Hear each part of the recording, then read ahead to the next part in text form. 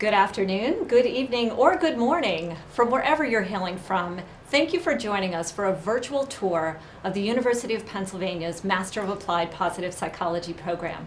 My name is Leona Brandwein. I'll be working with you this evening to help you to understand this program that we love so much. I serve as the Associate Director of Positive Education Programming here at the University of Pennsylvania. And with me, I have my colleague, Laura Taylor. Hi everyone, I'm Laura Taylor and I'm the Managing Coordinator of Positive Education Programs. Laura and I not only serve as administrators and instructors with the program, but Laura and I are also alumna of the program. So between the two of us, we have lots of experiences, both as students who are attending the program, and then as graduates, alumni, and then of course as administrators and instructors. So we'll be able to answer any questions that you might have about the program, and we'll be sure to carve out some question and answer time at the close of this session. Right now, I'd like for us to transition over, and we're going to dive into our agenda for the evening.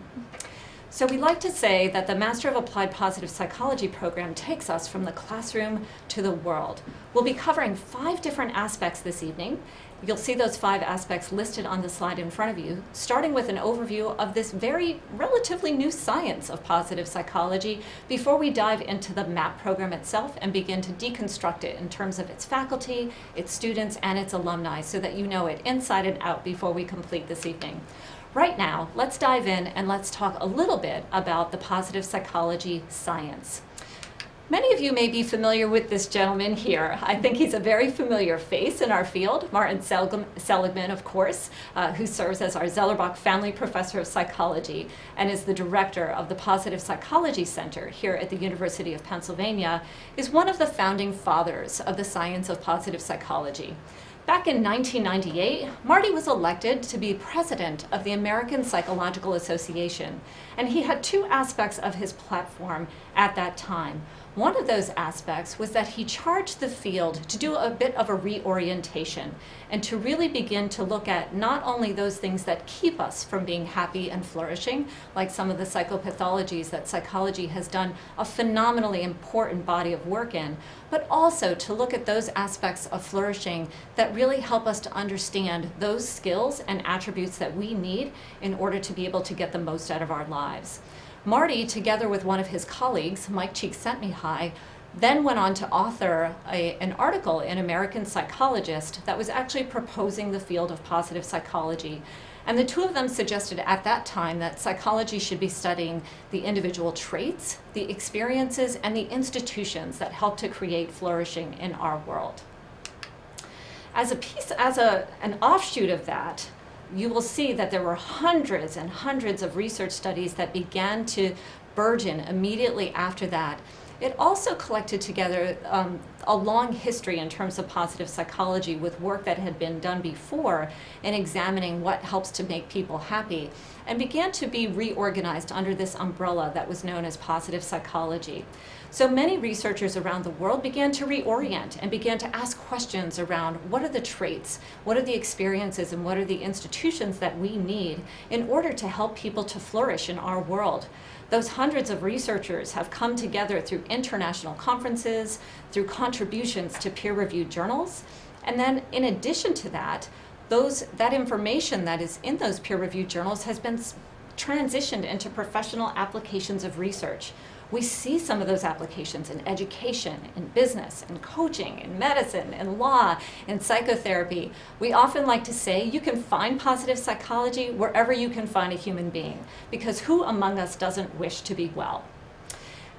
In addition to that, the first degree program in positive psychology was launched, and that's what you're here to speak with us a little bit about tonight. So I promise that we will spend some time diving into that, but I would be remiss if I also didn't mention that there are not just researchers here at the University of Pennsylvania that are interested in positive psychology, but around the entire continent of North America and really around the world.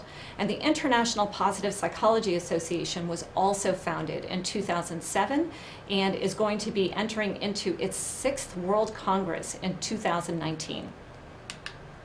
So let's talk a little bit about the Positive Psychology Center, which was also founded shortly after Marty's 1998 APA address. There are a number of key initiatives here at the University of Pennsylvania that support both the research behind human flourishing as well as the application of human flourishing. I'd like to pick out a couple of these that are very relevant to some of the faculty that we have here at the University of Pennsylvania. Specifically, I'd love to mention our resilience training programs. Dr. Karen Rivich and Dr. Judy Salzberg are the leads on the Penn Resilience Program, which has then been transitioned and has been applied in a variety of settings and with different populations, ranging from the U.S. military. Our U.S. Army has invested very heavily in resilience training for many of those individuals that are a part of that discipline of the service. In addition, it's been transitioned to a wide variety of areas, from applications in medicine with clinicians to the Department of Justice most recently, as well as some work with professional sports teams too.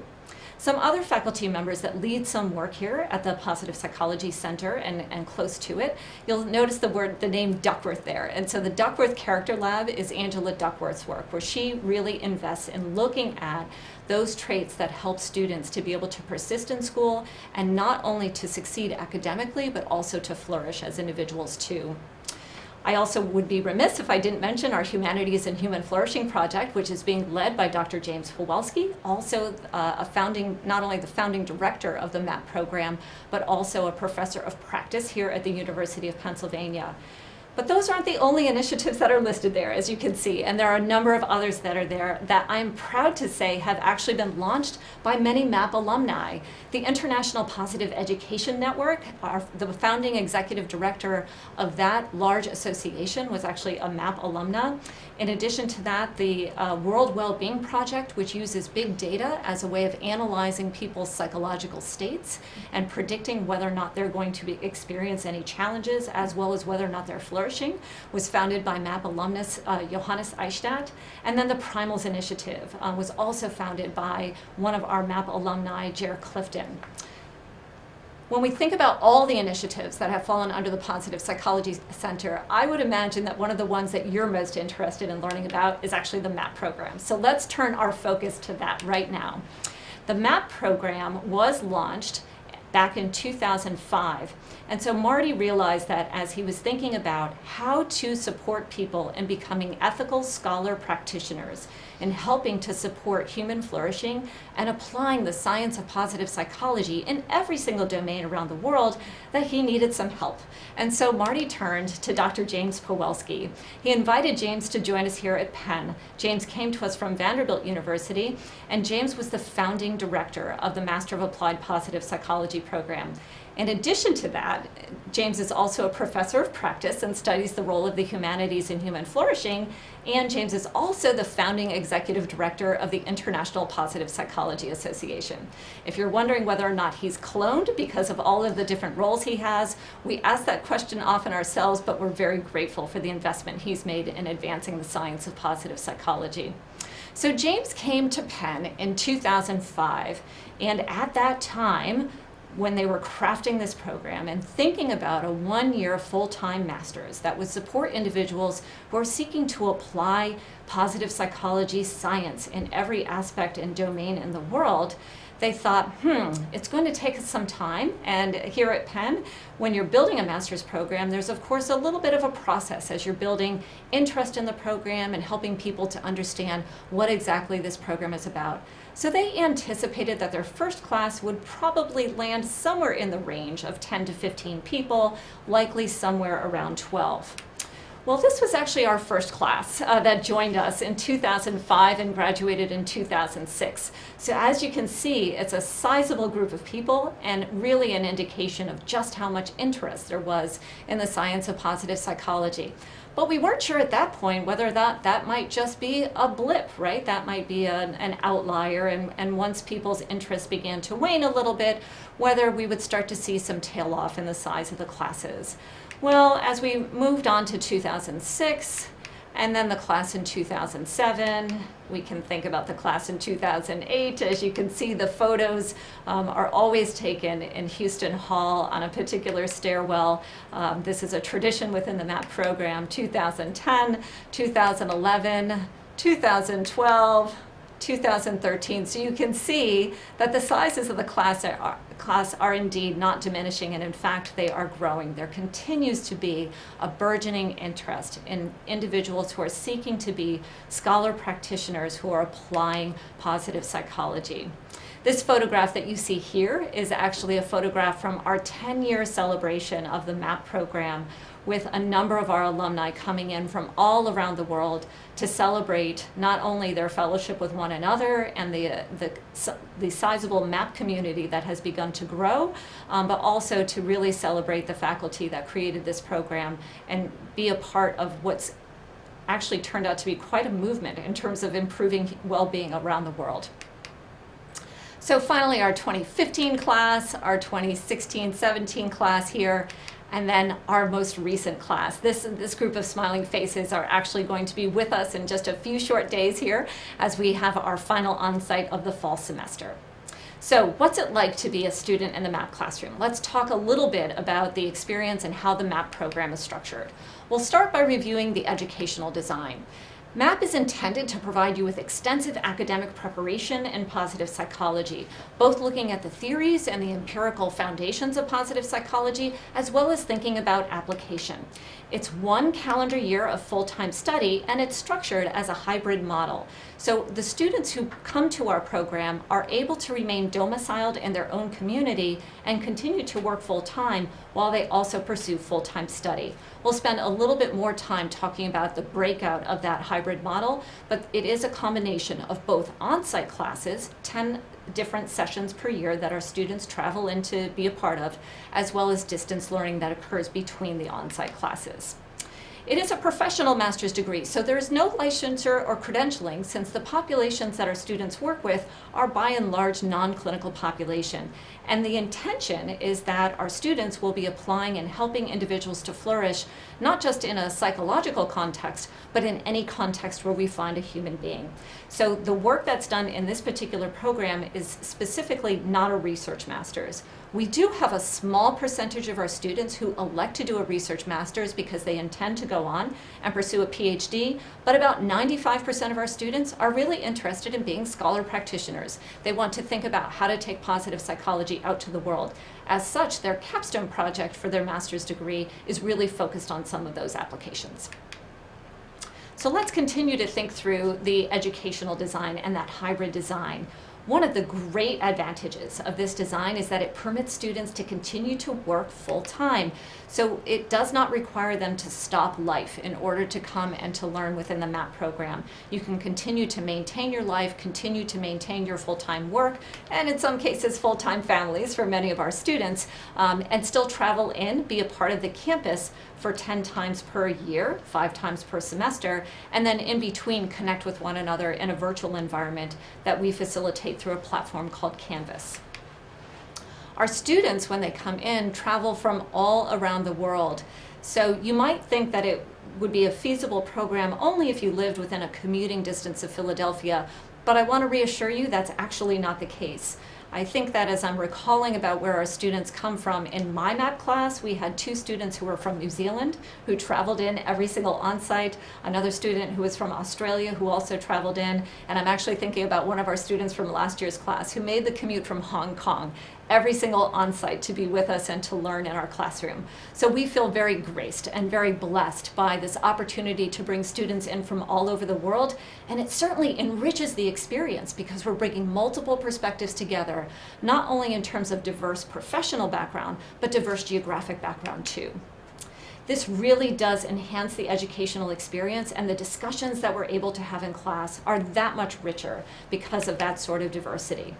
The second advantage of that is that not only do we have the advantage of having students that come in from all over the world, but our faculty as well. So we're not limited, while we've got amazing strength in positive psychology at Penn, we're also not limited simply to the faculty at Penn. And so we have the opportunity to bring in and invite visiting faculty and speakers from universities all over the world who provide their expertise and are primary researchers in areas such that are quite diverse, such as moral psychology, community psychology, physical activity and exercise, as well as a wide variety of other areas. So let's talk a little bit now about the MAPP courses that you'll experience. If you were to attend the MAPP program, I could tell you that your experience might be somewhat similar to what we have going on right now in the 2018 fall semester. So our classes in the fall semester include an introduction to positive psychology, which is taught by none other than Martin Seligman. As James likes to say, it's a little bit like learning about Buddhism from the Buddha, to learn about positive psychology from Marty. In addition to that, we've got a research methods and evaluation course that's taught by Angela Duckworth. She is probably one individual who's able to make statistics about as fun as it possibly could be in our classroom, and our students very much enjoy her teaching style. We have the Foundations of Positive Interventions that is taught by our founding director, James Pawelski.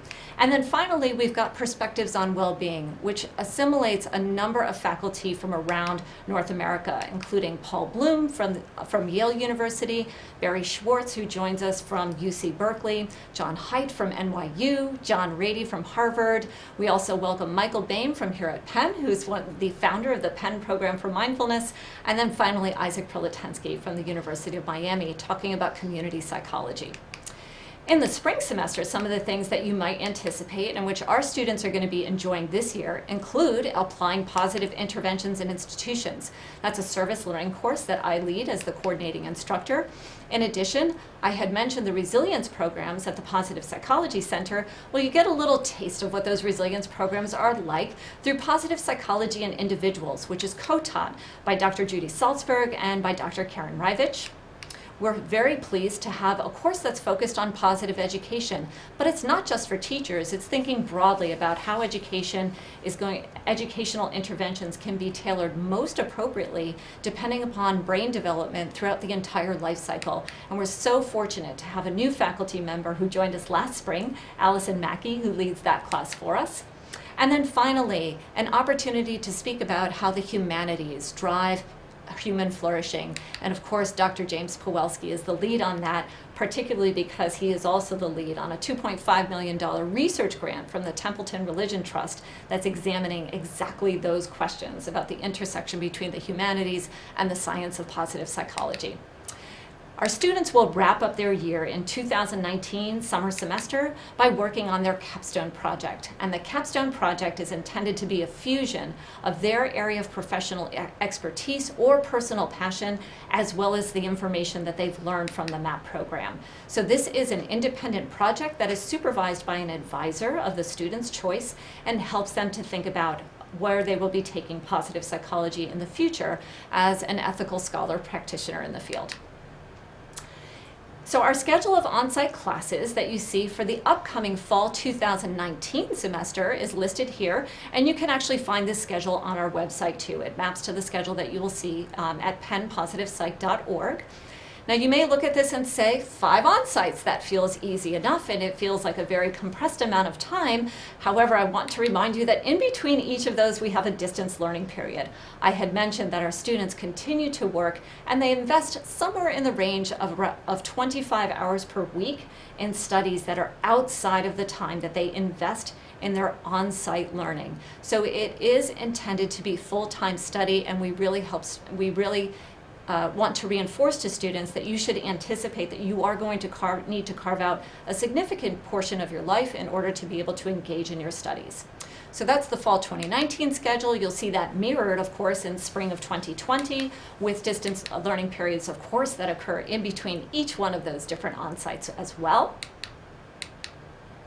Okay, so let's transition now. Let's speak a little bit about our faculty. Now, I had mentioned earlier that one of the advantages of the fact that we have this hybrid model where our students are on site only for a select number of times during the semester, and on average 5 times per semester, and typically anywhere between 3 days. Our maximum is 5 days with the first on-site, which is our immersion week. But our faculty join us not only here from the University of Pennsylvania, with Marty, with James, with Angela, But in addition, we are also so fortunate to welcome faculty from a variety of universities around the world. And here are a handful of images that help you to see some of those faculty in action. I particularly want to mention Barbara Fredrickson. Many of you might be familiar with her work related to positive emotions. She, of course, is at the University of North Carolina at Chapel Hill.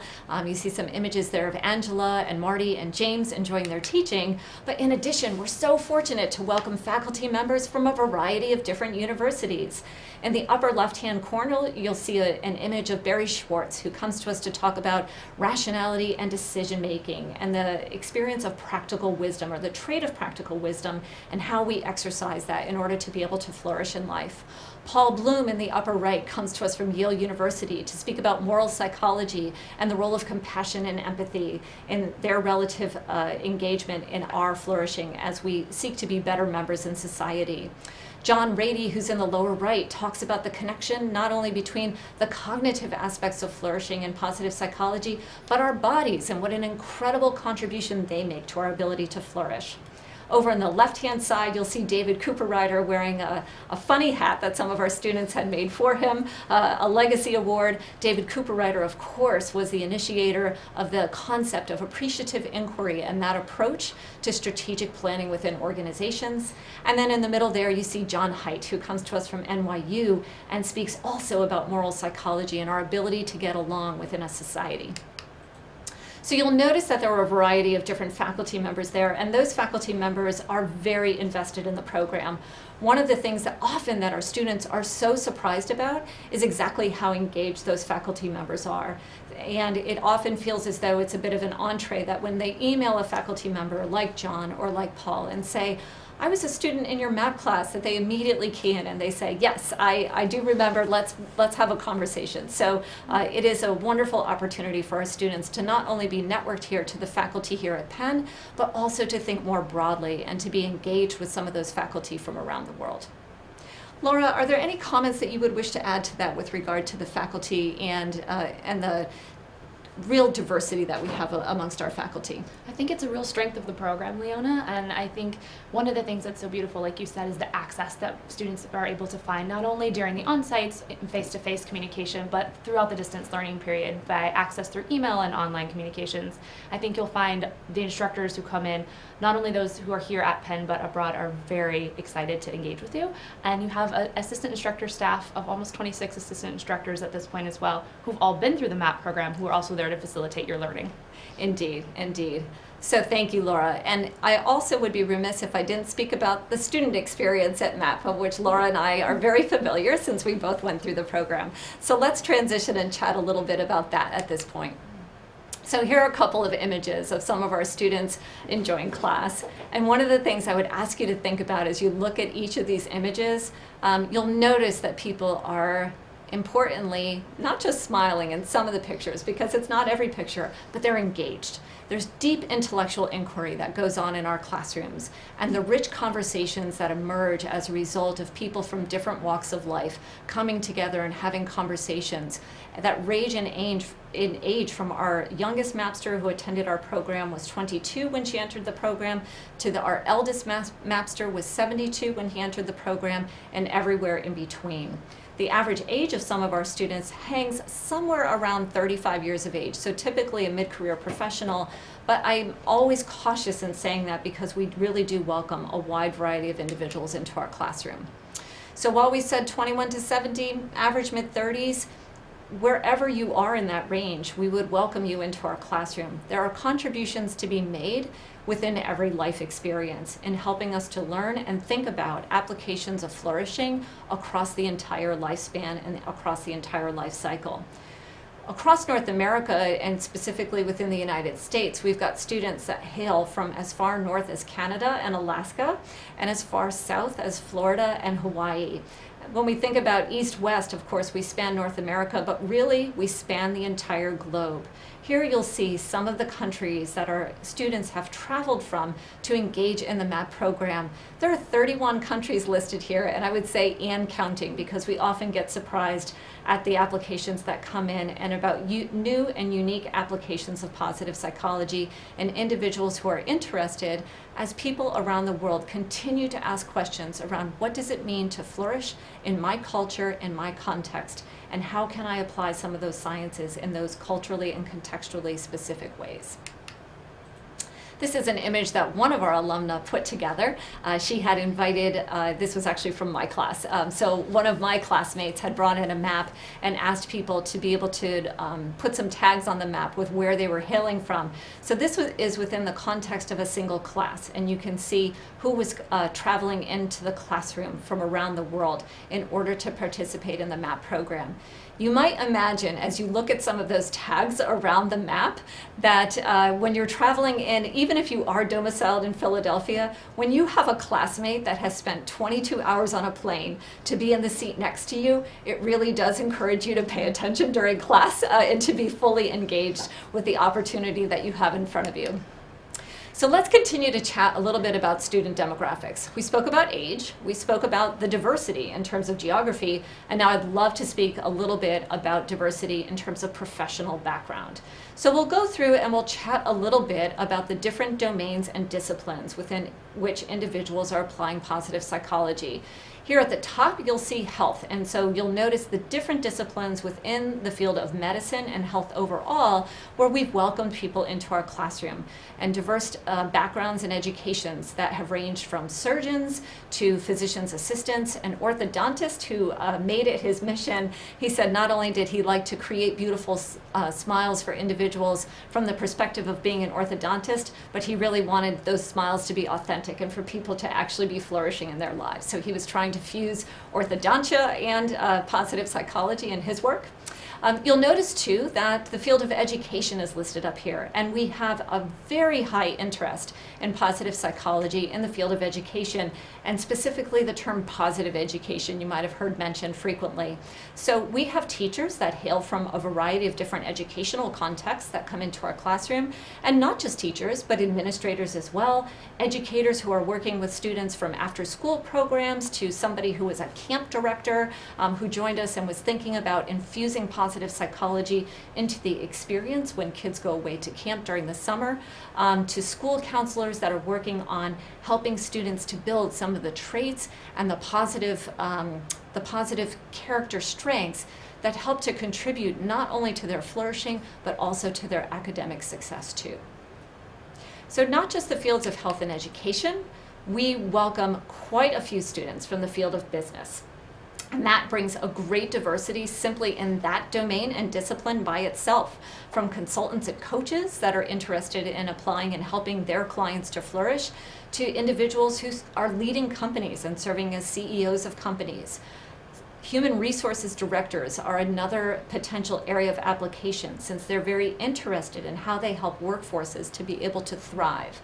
In addition to that, you'll notice that there are entrepreneurs that are listed here, venture capitalists. So it really is a broad range and diversity, even within the single discipline of business itself. We have quite a high end of individuals that come to us from the field of law. And so the attorneys who come to us are not only in private practice. We have an attorney that actually works and serves as faculty at Duke Law School, as well as an attorney that works and serves in a law school that's up in the Boston area. In addition to that, we have attorneys that have started nonprofits that are interested in social justice and other aspects and applications of the law that are seeking to apply principles of human flourishing in whatever domain they're working within. And then, of course, we have this catch-all area of other, which I feel is, again, so diverse that it's hard to capture everything that's included in this area. We have a number of people that come to us that work in nonprofits who are interested in helping individuals to flourish in the community work that they do. We have individuals that have hailed from the humanities. Laura is actually an example of that. So Laura, do you want to share a little bit about your background? Certainly. My background is actually musical theater and arts education. I was a musical theater performer for over 15 years professionally before joining MAPP. So it's a great example of how the humanities can both serve as a reflection of our ability to flourish, as well as a tool and a platform for ability to flourish. And Laura is a wonderful example of that. As a theater professional, she definitely helps to make our office a much more exciting place to be. In addition, some of the other things that you'll see listed up here include engineers. We've had some professional musicians.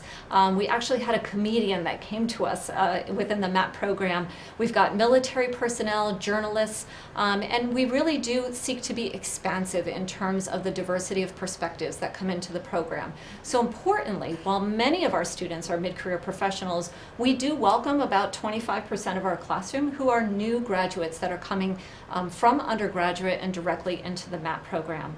Some of those individuals are using it as their next platform that's going to help to inform where their career is headed from there.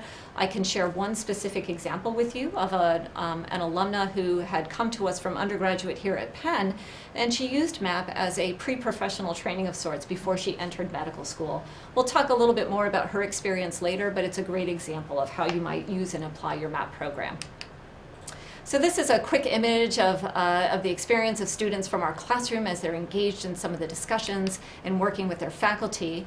Our students, in addition to being a full cohort that works through the entire MAPP program as a class, we also break people into smaller learning cohorts where they have the opportunity to digest information in small groups. And you'll see as you look across some of these images here that people do come from all walks of life. I'm specifically thinking about our friend Tajender, who's up in the upper left hand, who traveled in from India, and his classmate Rolanda, who traveled in from Canada for every single onsite. So coming in from opposite ends of the globe to meet in Philadelphia and have some of these discussions around what it means to be well and what it means to flourish. So we spent some time talking about students, but the intention is that every student who comes into our program will at some point be an alum of the program. So we expect that everybody who attends our program, of course, would take this information out into the real world and begin to apply some of their work. As I had mentioned, both Laura and myself are alumna of the program, but let's do a little bit of an expansive review of what some of our alumni are doing, and then we can do a bit of a deeper dive in talking about specific applications of positive psychology. So as we think about what can I do with a MAPP degree, you can see some beautiful images here, graduates from the 2016 year, I think on the left, as well as on the right with Marty there in a grand celebration in their regalia in May. So let's think about MAPP alumni by the numbers. This is some information that was collected by our MAPP Alumni Association back in 2014, where they were just looking across and trying to see what are our alumni doing? And let's just get some counts around the number of people that have published books or published articles or done some writing related to positive psychology as a way of not only sharing, applying some of the work that they're doing in their professional domain, but sharing it a little bit more broadly with other audiences. So you can see reflected here, we have some alumni that are business owners or CEOs.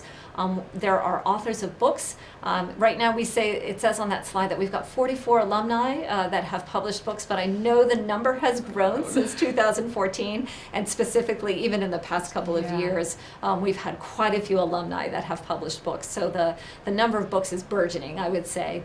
The same thing with articles, because we have individuals that are not only publishing in peer-reviewed sources, but as well as other more popular press areas that people can publish, as well as journals too. Our alumni not only are looking to apply positive psychology in their own domain, but they're also seeking to be leaders in the field.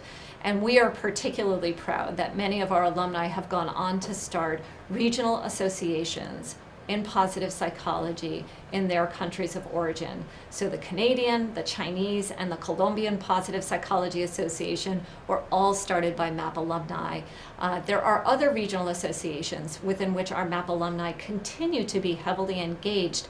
And importantly, we have a number of MAPP alumni who work with the International Positive Psychology Association, one of those alumni being here with Laura Taylor. Laura, do you want to speak a little bit about your work with IPA? Certainly. So I have the luxury of being able to support IPA as the Director of Operations, essentially giving HR support for the staff of IPA and helping them grow as a developing organization.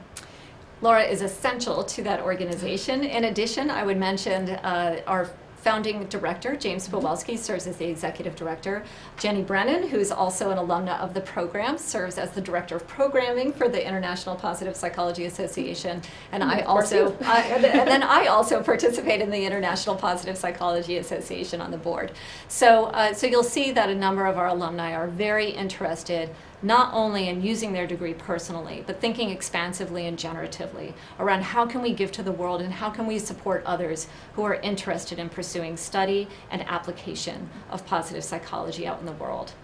I'll finally mention some teaching at the university level. We have about 10 or so alums. I think that number also has grown a little bit in the last couple of years that are teaching at the university level. But these aren't the only ways that MAPP alumni are applying their positive psychology degrees.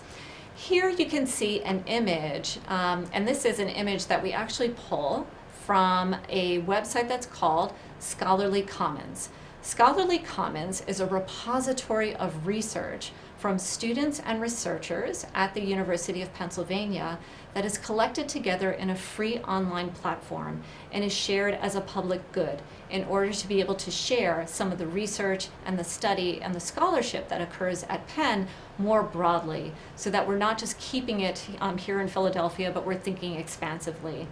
This image where you see some bubbles with numbers that are stretched out all around the world gives you an idea of how many downloads of MAPP capstones have occurred since the inception of the MAPP program, and with those alumni that have chosen to post those capstones on Scholarly Commons. It's a bit staggering when you look at that number. When you think about just the number of people in every corner of the globe, I'm sure as your eyes are scanning that map, you can see everywhere from the South Pacific to the far reaches of Northern Europe to the Southern Hemisphere. People around the globe are interested in positive psychology. And importantly, I had mentioned earlier, wherever you can find a human, who doesn't wish to be well? That's why this information is so relevant. It's relevant in every work discipline. It's relevant in every geography around the world.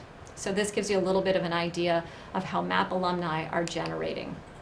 So here you see an image of some of our alumni, not only in the classroom, presenting posters, academic posters at conferences.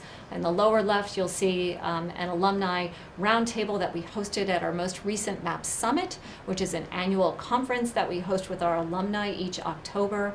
And our alumni come back with the opportunity not only to mix with students, but to see one another and spend some time in deep intellectual conversations, as well as some non-intellectual conversations too, during our MAPP Summit. But it gives you an idea that not only is this a program where you are engaged in deep study, but importantly, there's a community that goes along with it.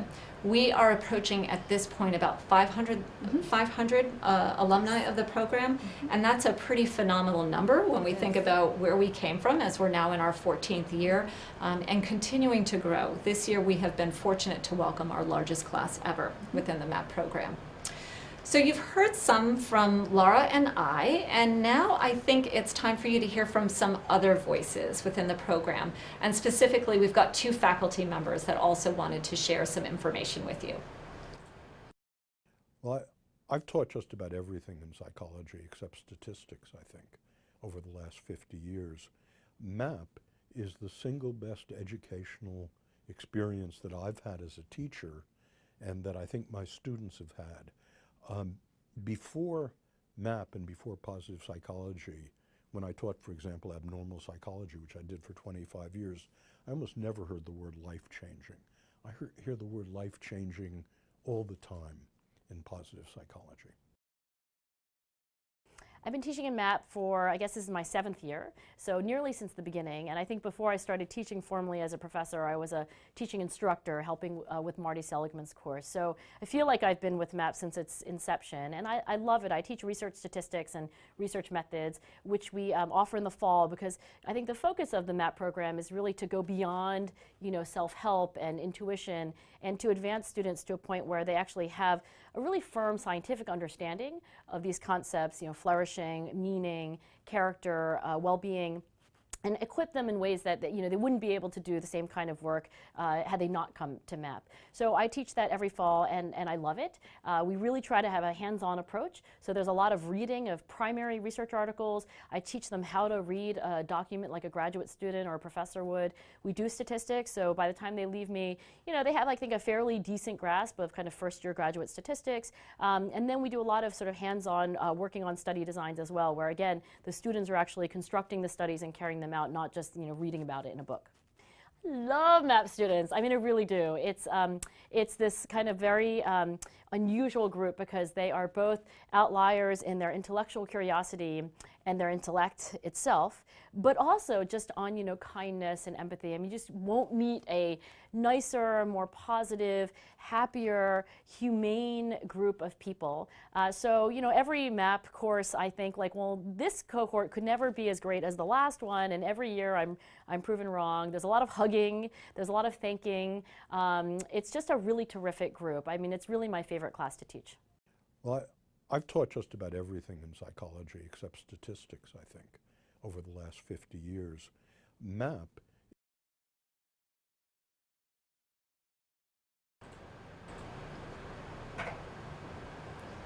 Welcome back. I hope you enjoyed hearing from both Marty and Angela. As you can see, both of them are quite passionate about the MAPP program, and we are very fortunate to have them as faculty.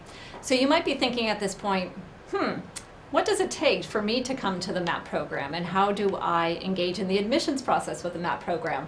Well, I'm delighted that Laura is here, since she is an expert that will be able to walk you through what you need to learn in terms of admissions to apply for the MAPP program for the 2019-2020 year. Laura? Thanks so much, Leona. So you might be thinking, what am I going to do for my application? Well, easy steps, ready to go. So as most of you probably know by now, March 1st is our deadline for the application process. Just so you know, we are not a rolling admissions program, which means we do not begin review of these applications until the deadline is passed.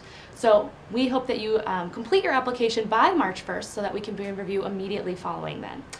We're going to look at several different pieces of your application in order to review your program fit. And one of those pieces is your resume. We're looking for professional domain experience, how you might be able to utilize that and where you're coming from. What's your perspective? What are your skills and strengths?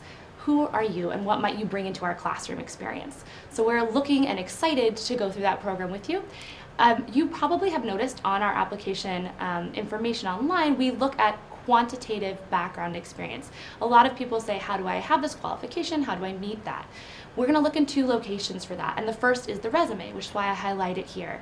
We're going to look to see if you have any expertise, perhaps in budget or finance, looking at measurement. If you have expertise in your current role in your resume, please be sure to highlight that for our admissions team, because we will look there. We'll also look to your transcripts. So your transcripts will need to be submitted in full. That includes any transcript from an undergraduate or graduate degree program, and that means even if you had 6 credits at a community college prior to starting your undergraduate degree, we're going to want to see those too. So be sure that you're uploading all of your transcripts. If you have an international institution, we're going to want to see a course-by-course evaluation of those transcripts so that we can meaningfully compare them with those from an educational institution in the United States. All it is so that we can have everybody on an even playing field for comparison in the application process. So please do go through and select one of those services. Certifile is actually within the application this year. So as you move through the application, you can select the course-by-course evaluation right there in the application, which makes it much easier to move through the process. You're also welcome to use World Education Services course-by-course evaluation if that is your preferred method. Those are the two recommended pathways to making sure that your international transcripts are ready for review. We're also going to look for your essay or personal statement. MAPP is looking for program fit, so aligning both an inspirational and realistic vision for how you want to apply evidence-based positive psychology in your domain of expertise is the thing we're really keen to find. And then we're going to have 3 letters of recommendation. This is a great opportunity for you to have someone else highlight from a 360 perspective how your skills and strengths are uniquely fitted to join us in the MAPP program. We want to see you both as a potential student of the program, but also as an agent for change, someone who's going to take the work, the theory, research, and practice of positive psychology moving forward in their own domain of expertise. So don't be afraid to share your personal statement or essay with that letter writer. It can really help to inform the letter and be sure that it's aligned with the rest of your application. And then I would just say there are a couple of other standardized tests that come up during the admissions process for students. If you have graduated with less than 3 years from your undergraduate degree program, then you will be asked to take the GRE. For the applications in the fall of 2019, that means if you graduated from spring of 2016 or later, then you will be asked to have a GRE submitted alongside your application. We recommend ranking within the 50th percentile of the GRE, but we don't give a specific score recommendation. And as far as the TOEFL or IELTS, if English is not your native language, we do request that you have a TOEFL or IELTS alongside your application. Please note, this is quite a strict requirement for our program. We recognize that there are other programs that may not have the same alignment, but we do not excuse or waive this particular score just because you've completed another program in the English language. You would need to have been speaking English as a native language throughout your entire life to have that score waived. So we encourage you to prepare and dive right in. Know that a good score on that will actually bolster your application and be very meaningful. So we look forward to welcoming you and reviewing your application. We do review it in full, and admissions decisions will be made by the end of June in 2019. So you can expect to have your letter of decision by that time. I hope that you've all enjoyed some of the background and information on our program and application process. We're going to take some time now to open it up for questions and answers. So thank you so much, and we look forward to seeing what's going on. Wonderful. So we already have some questions that have come in, which is wonderful. Please do continue to put those questions into the chat so that we can make sure that we're following up with you. So the first question we have is the expectation that everyone will go through as a single cohort in the allotted year, or can you go through and select courses at your own pace? So the answer to this is yes, you are expected to go through as a single cohort in the allotted year. You might look at this and say, well, that's not very flexible. I would actually say that's a strength of our program. Being able to have a classroom of peers and colleagues that you can go through and engage in this sort of study with and be in lockstep with throughout the entire year is really a unifying aspect of that. I had mentioned that MAPP is not just an education, but it's a community too. So Laura, you may have some comments related to the community that gets developed from the classes that go through together. Yeah, absolutely. Being able to have a cohort experience across the span of a single year enables you to really develop relationships within that cohort, not just in the face-to-face on-site time, which seems a little bit more obvious, but also through the distance learning and your small cohort experiences. It can really be life-changing in many ways, and they're some of my dearest friends were developed through that time together. So we hope that you will also find that enticing and engage in that experience. Yeah, personally, my best friend is still with somebody who was in my cohort at MAPP. So it really is quite a bonding experience that you have together. So our next question is, I'm wondering about financial aid and how much is usually granted to students. Can you please speak about any scholarships that Penn offers? Laura, would you like to take the lead on that one? Sure. So the Christopher Peterson Memorial Fellowship is sponsored by the University of Pennsylvania and our Alumni Association.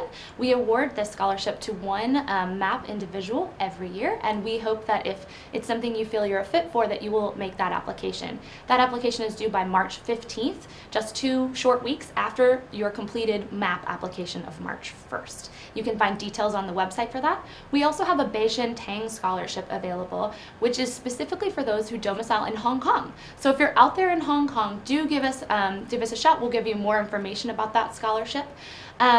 Then beyond that, there are opportunities to look for grants that may align with your particular domain of expertise. I always encourage students to start with nonprofits that may support their area of expertise. That's how I found my own grant application during MAPP. Wonderful, great. Of course, there's also student financial aid that's available, and we encourage students that are interested in perhaps financing their education through loans to apply through our FAFSA office to make sure that they're really assembling the full complement of information that'll be needed in order to be able to underwrite their education. So wonderful question.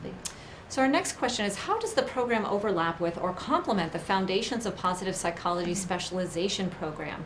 So this individual is referring to the MOOCs that are offered through Coursera with our massive online open courses. In addition, I would also mention that we're launching a new online undergraduate cluster, which is a 4-course cluster, our Applied Positive Psychology program, that will be launching in January of 2019. So that's right on the horizon. So let's spend some time differentiating between the MAPP program, which is a master's degree, the APOP program, or Applied Positive Psychology, which is an online undergraduate course cluster, and then the massive online open courses, or the MOOCs, which are offered through Coursera. And one of the lenses that I'd like for you to think about this is what you intend to do with the information. So for the individual that has taken the MOOCs are really oriented towards the lifelong learner, of somebody who's interested in personally benefiting from the science of positive psychology and applying it in their own life. So it's intended to provide a broad and yet not too deep foundation of some of the information that's related to positive psychology. The undergraduate program is targeted a little bit more towards individuals who want to be better citizens, where they might be thinking about how they can be more effective in their workplace, more effective in their personal lives, as a result of what they're learning in their undergraduate program. So that 4-course cluster would enable individuals, again, to think through that individual lens. What differentiates the master's program for each of those two, from the lifelong learner, from the person who's interested in applying positive psychology and being a better citizen within their workplace or community, versus somebody who comes to MAPP. So of course, individuals who come to MAPP are interested in applying positive psychology themselves, right? Well, we would never say it's not for us, because it certainly is. But really, we are focused on developing scholar practitioners. So those are individuals that will garner the expertise to be able to digest and synthesize scientific information and studies, and think carefully about the development of contextually and culturally appropriate interventions in positive psychology across a wide variety of domains, but specifically in their professional domain. Laura, is there anything that you would add to that? I use the lens of differentiating between kind of how you wish to personally benefit, but you may want to speak a little bit more about MAPP and the experience that goes along with that. Yeah, and I think the experience in MAPP is really to be not just an efficacious consumer of the research and practice, but also to really be able to engage at depth and level that you know that you are looking at an ethical application of positive psychology in your domain of expertise. And you have the confidence from the research background that you garner in MAPP to know how and when that's appropriate. Is the effect size there? Well, how many people were looked at in this study? Is this something that can be used? Was it with adolescents? Should it be used with adults? We're not sure. So those are the kinds of questions that MAPP equips you to answer. Where in the foundational cluster and the Coursera course, you don't go quite as deep. So really the practitioner level is the master's program. Also, the differentiator for me between Coursera and APOP is also around accreditation. So Coursera is certainly content that is supported by the Master of Applied Positive Psychology faculty in the University of Pennsylvania stands with that. And it's a financially approachable option because it is not accredited through the university, right? So the certificate that comes through Coursera is given to you by Coursera, which is why it is a monthly style MOOC foundational level. And there's less back and forth engagement with the instructor in that particular model of education for lifelong learners than there would be for the undergraduate cluster. Yeah. And I think that importantly, the outcome of that is important. So the MOOCs have the certificate of completion. The APOP cluster will have an academic certificate where you've actually earned academic credit that can contribute toward an undergraduate degree. And then, of course, the master's program is a master's program. So you earn a master's degree through your engagement with the program. Exactly. So excellent question. Thank you so much for that. Let's continue on because I know we've got several other questions and a short period of time remaining to us. So is the summer semester or capstone project on site, or is it completely distance learning? In answer to that question, it is completely distance learning. You will be working closely with an advisor during that time. That will be an advisor of your choice. And so you'll be facilitating that project independently. I will say that many of our MAPP classes will organize get-togethers, capstone writing boot camps that they pull together within groups. And there actually is a dissertation writing boot camp here at the university that's broad and across all programs at the university that some of our students choose to engage in, but it is considered a distance learning course entirely. Absolutely. And the next question I'm seeing here is, can the program feed into a PhD? So this is something we get a lot of questions around. The MAPP program can set someone up well for a PhD program. We have several students who have gone on to get their PhDs, and it doesn't necessarily mean that you're going to get particular credit. That would depend on which PhD you're applying for, what program that is, what the aligned research is, etc. One of the things I have found to be very helpful for MAPP students is to be able to have a body of research and honestly a network of instructors and potential advisors for PhDs that makes them a prime candidate when they are going to consider application for a PhD program. So yes, we've had students pursue a PhD after MAPP, but that's not a fit for everyone. Not everyone does that. If you have particular questions about the fit from the course structure of MAPP moving into a PhD, I encourage you to start with the PhD program, look for their prerequisites, and discuss with them whether or not that would be applicable in your instance. That's excellent advice. Excellent advice. Okay, our final question, it looks like, is what kind of jobs are available for people who pursue a master's in positive psych? Would you need to go on for a PhD in order to work as a professor? So, excellent question. So, one of the things that we've spoken about this evening is the diversity of professional backgrounds that come into our classroom, and that many of the individuals that come into our MAPP classroom are at a mid-level career phase in their lives where they've got a domain of expertise or a discipline in which they have particular expertise. So positive psychology and the master's in positive psychology is intended to make you a scholar practitioner. And that means that you'll be using your degree in positive psychology and fusing it with a domain of work within which you work. I'm going to give a couple of examples of that. So we actually had the individual that I mentioned before that used the MAPP program as her pre-professional training before going into medical school. Unbelievably, she ended up presenting at Grand Rounds within 6 weeks of starting her medical school curriculum, and now is serving as an instructor for them in teaching courses and facilitating groups related to preventing physician burnout and preventing burnout among students so that students and clinicians can flourish in the important caregiving work that they do. Another example would be a student who was a psychotherapist but was interested in applying positive psychology toward individuals who have chronic illnesses. Her capstone was oriented toward that, and she's in the midst of actually launching a program with Johns Hopkins University that's oriented towards supporting people who have chronic illnesses and becoming more resilient so that they can manage that better and hopefully get better medical outcomes too. We have a student who graduated last year who actually happens to be a dean of the law school here at Penn, who's actually just launched, they just integrated well-being curricula into all of their courses within the law school, which is an incredibly exciting development. They're the first law school to do this. But that's an example of I would focus less on the question about what jobs are available with a master's in positive psychology and think about what applications of positive psychology would help to advance your career in thinking about your applications. Laura, you had mentioned you had been speaking about the PhD before. Do you want to answer the question about do you need a PhD to become a professor? Certainly. So honestly, it depends on the institution and style. Some people will absolutely be able to step into a role of a professor, particularly at an undergraduate level with a master's degree. We have several alumni who are doing that across the country, various institutions. There are also, for instance, Leona, you're a MAPP alum who is also doing a coordinating instructor here in the master's level. So it really depends on the institution and the course itself and to what you're going to be teaching as to whether or not you would need a PhD for that or not.